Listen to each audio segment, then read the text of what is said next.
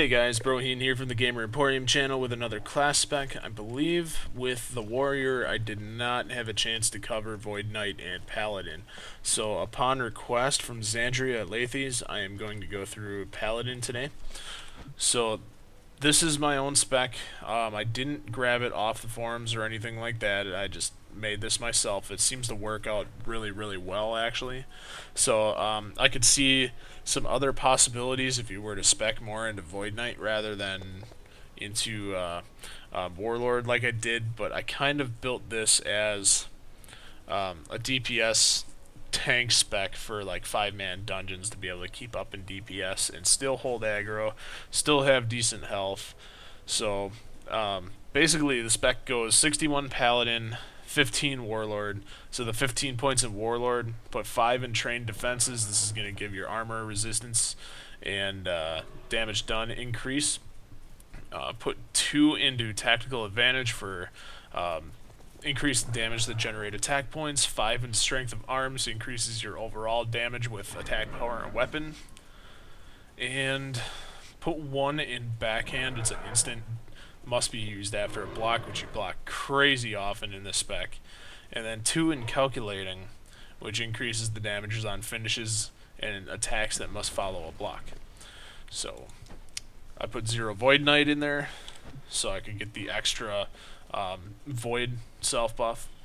So let's say you did spec into Void Knight, you would get a few things that like you would get another threat, you would get another single target threat gain, you would get an increase of armor, which you already kind of get through Warlord.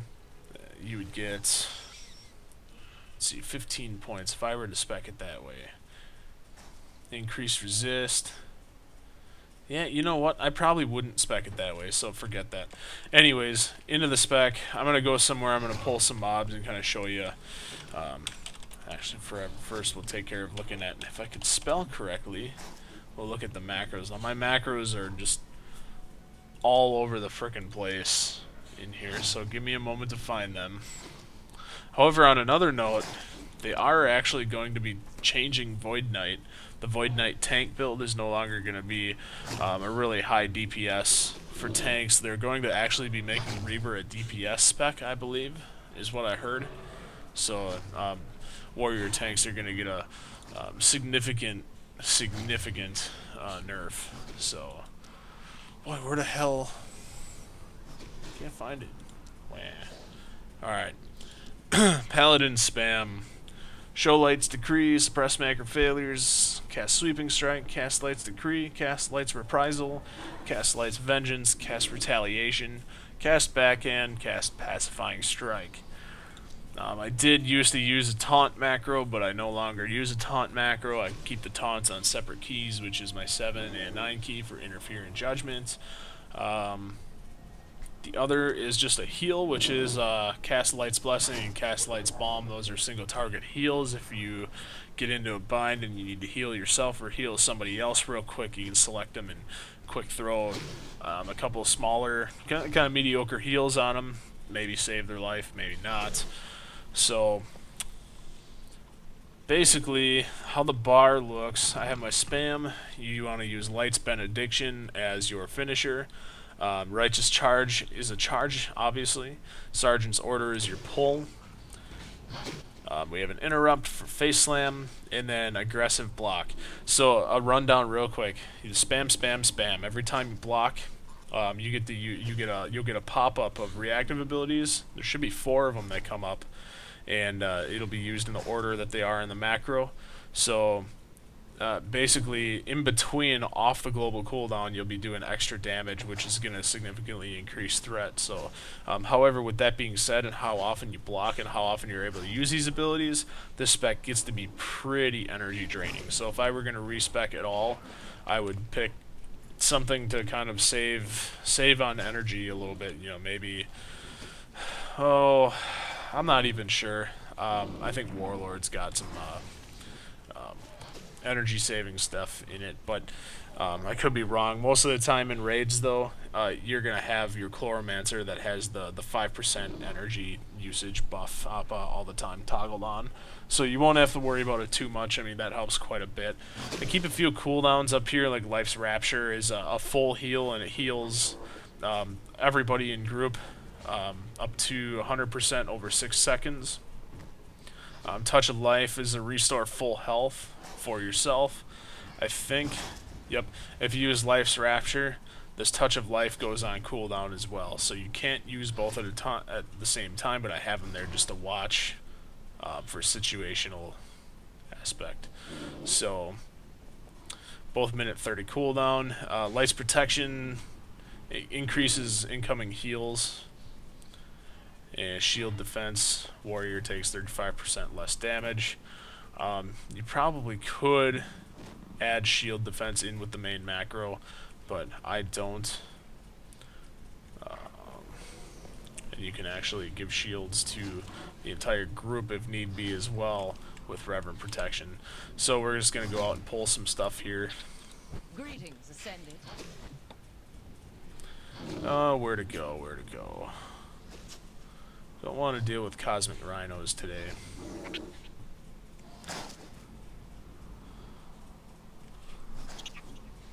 Let's go to... Let's just go down to Cape now, kill stuff in Cape Jewel. Let's go to Eastern Holdings.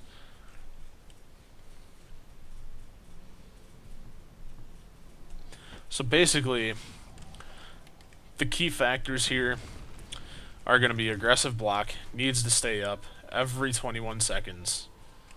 That will increase your warrior's block by 3%, damage done by abilities that follow the block by 10%. So, and constantly use when you're at full attack points, use your Light's Benediction, obviously. Just going to run up here and pull some shit, and then we'll be done with it.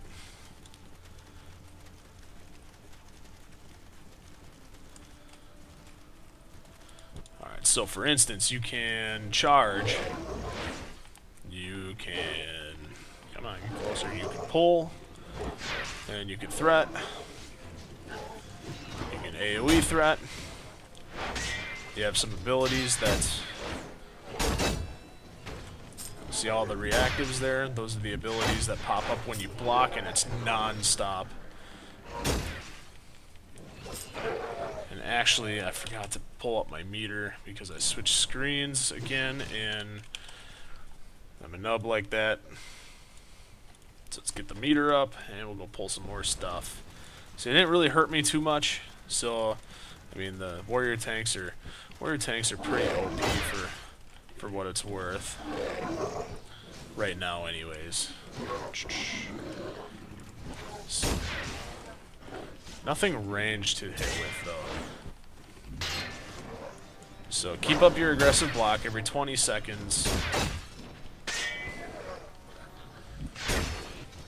So I'm doing about 5k DPS on 3 enemies. So there's also, as far as the buffs go, use Shield of the Hero, use Void, Shield of the Chosen, Protector's Fury, and then use Defensive Posture. If you're soloing, you can use Recovery Posture to heal for 8% of attack power, and if you want to do more damage, you can use Shield of the Vengeful and increase it by 25%. So, but as far as the shields go, we use Shield of the Hero and Shield of the Chosen, and you can have 2 active at a time. So, if you're going to use one, or if you're going to use one or the other, use Shield of the Chosen to increase your block by 5%, and Shield of the Vengeful. That way you get your ability procs a lot faster, given the fact that you have your increased block. So, I'm gonna pull, do one more pull here. You. And that's all she wrote.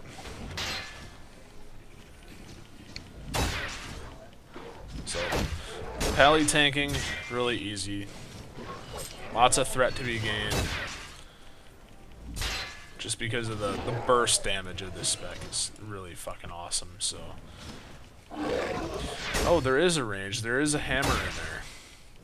Didn't notice that. It's on cooldown, though.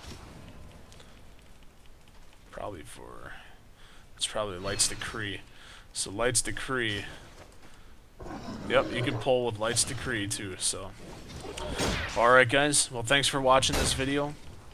And hopefully, Xandria, this will help you in learning Pally Tank if you haven't learned it from somewhere already. So I'll cover Void Knight here in the next video. Actually, I'll get them both out of the way at once, so stay tuned. Void Knight will be up next. Thanks for watching, guys.